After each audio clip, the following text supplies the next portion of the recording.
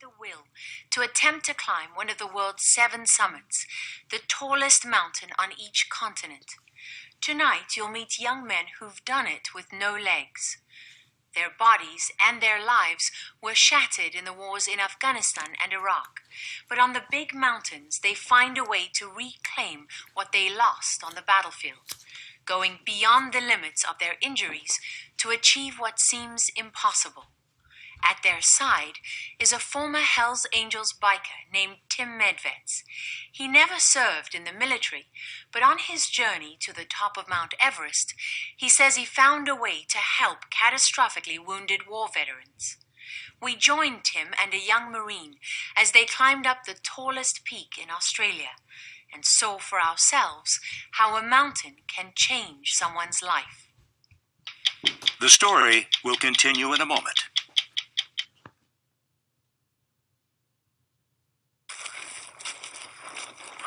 It was below freezing at 6,500 feet above sea level.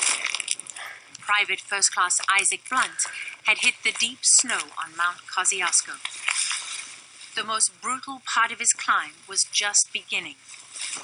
And without knees, every stiff, awkward step he took was a battle. All right, man. Get it on. His trainer, mentor, and self-appointed drill sergeant, Tim Medvetz, was pushing him every step of the way. If you gotta fall, just fall straight back on behind you.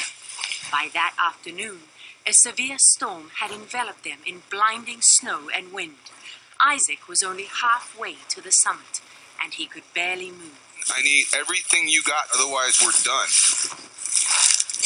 Their journey to this mountain started 2 months earlier, in the hills outside San Diego.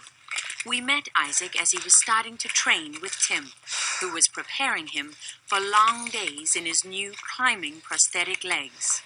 What appeals to you about the thought of trying to climb a mountain? I knew that it was going to be a challenge, and I wouldn't have to, I'd have to get out of my chair, have to start doing everything that I've been wanting to do. How would you describe the last 2 years for you? Hell. Isaac was 20 years old when he was sent into the center of the fight against the Taliban in Afghanistan. A small-town boy from Wisconsin, he grew up in a military family, and all he ever wanted was to be a Marine. On patrol in Helmand Province in 2011, just 3 months into his deployment, Isaac stepped on an IED, which blew away most of his lower body. They told me that I had lost both my legs. They told me that unless I was able to move my fingers, they were going to take my arm because I really messed up my bicep and my forearm. 2 weeks later, the doctors had to remove his eye. After you'd already lost your legs and nearly your arm, was that hard? I think the hardest part was finding out that my testicles were gone. Luckily, I have a daughter, though. And she's a miracle. Isaac battled depression for the next 2 years and had all but given up on his recovery when he learned about Tim Medvetz and his work with other veterans who'd survived catastrophic injuries. Why did you choose Isaac? A lot of these guys, you get used to the wheelchair because it's easy, you know. Putting legs on, it's not easy. It's painful. It's work. And that's where Isaac is now. And that's where Isaac is now, and that's where I come in. Let's go. Bam! Tim chose the lowest of the 7 summits for Isaac because of the severity of his injuries. But he also chose winter, the toughest time of year. Rehabilitation comes from the challenge, he says, not from making it easy. I have to give him a mountain that's like a Mount Everest to him. And with all those injuries he has, and I'm going to take him up the hardest route. You factor all those things in there, I mean, there's a good possibility he might not make it. The first thing Isaac encountered at the base of the mountain was this dense underbrush covered in snow that tangled and twisted around his artificial legs. There was no trail, and with his prosthetics digging into his stumps, he painfully fought his way up the mountain. With each step, Isaac moved only a few inches, and after 7 hours of climbing on that first day, he had barely made it a mile. I'm not very good at blazing a trail. As darkness fell, Tim stayed at his side. It's all about right now getting to camp. That's all I want you to focus on. Like, there was a few points that I swear to God I thought my bone broke through my skin. I just wanted to tell Tim, like, dude, I can't do this. Like, I'm in way too much pain. I can't do this. At some point, it becomes more mental than physical. And that's the part where it comes down to this and this. Tim Medvetz would never tell you he knows what it's like to be wounded on the battlefield. But what helps him relate to injured veterans like Isaac is his own experience of struggling to overcome life-threatening injuries from a motorcycle crash 13 years ago. Half of my back is a net cage around it. It's been bolted with 6 bolts, and it's been fused. I have 2 metal plates in my head and 10 screws. I have 2 metal plates and 10 screws in my right hand. So you're a Hell's Angel, you're a biker, you're a tough guy. What's it like to suddenly find yourself in this state, completely vulnerable and broken?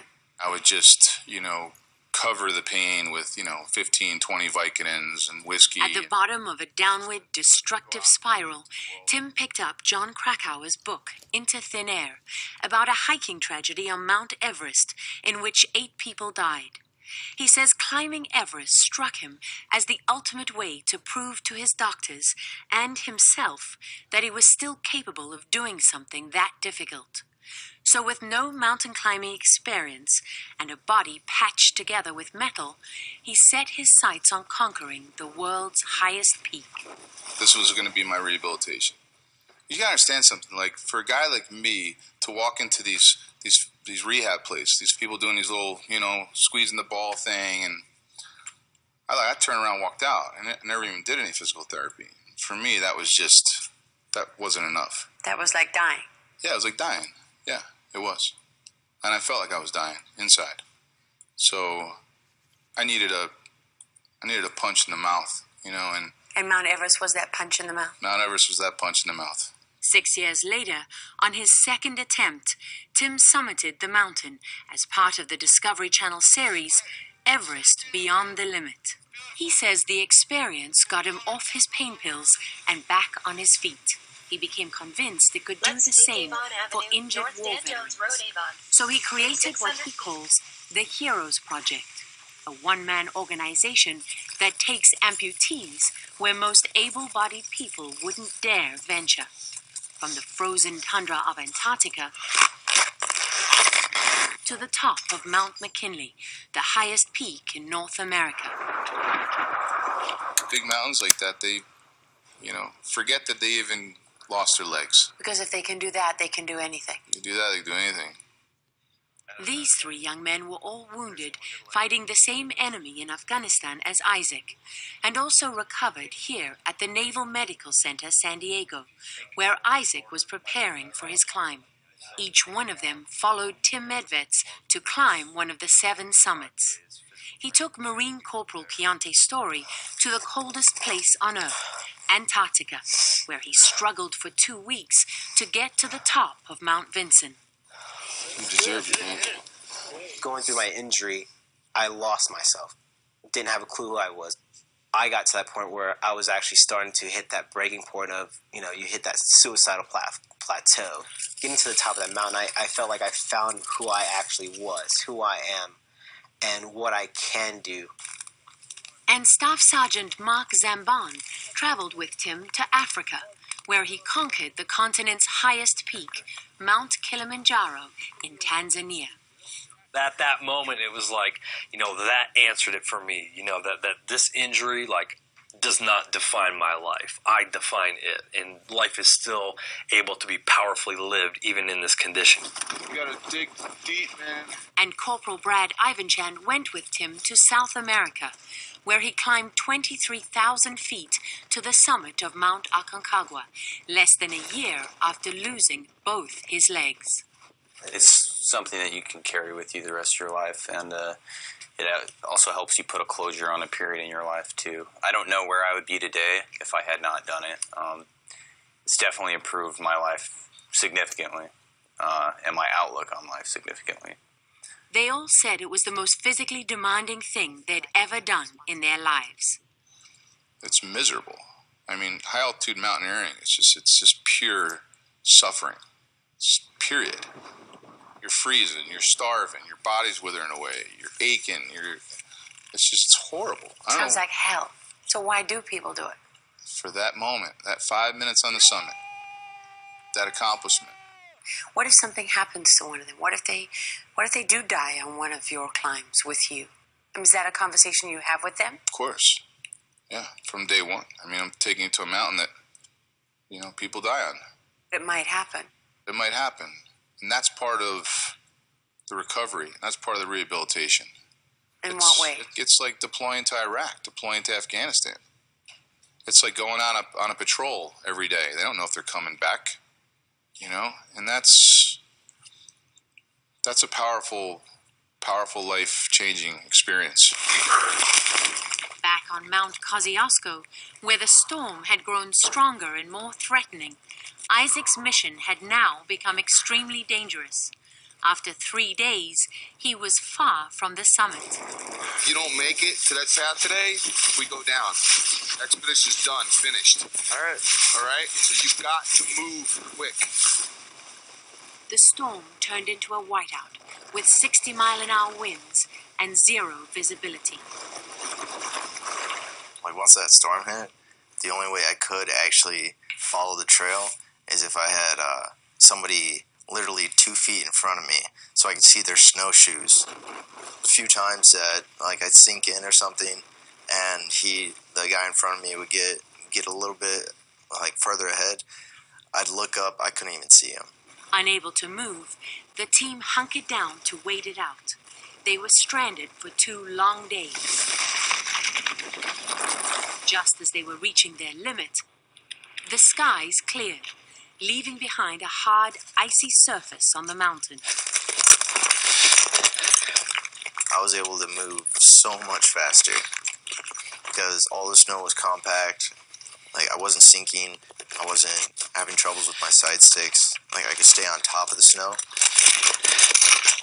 Isaac covered 4 miles in this 1 day, more ground than he had the entire expedition, and the summit was now finally within his reach.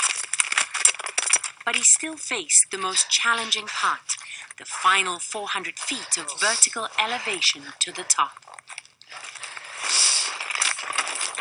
Pain? Pain. The 5 days Isaac Blunt had endured on Mount Kosciuszko were the first he'd spent without his wheelchair since losing his legs 2 years before. Now he was standing on top of one of the 7 summits of the world.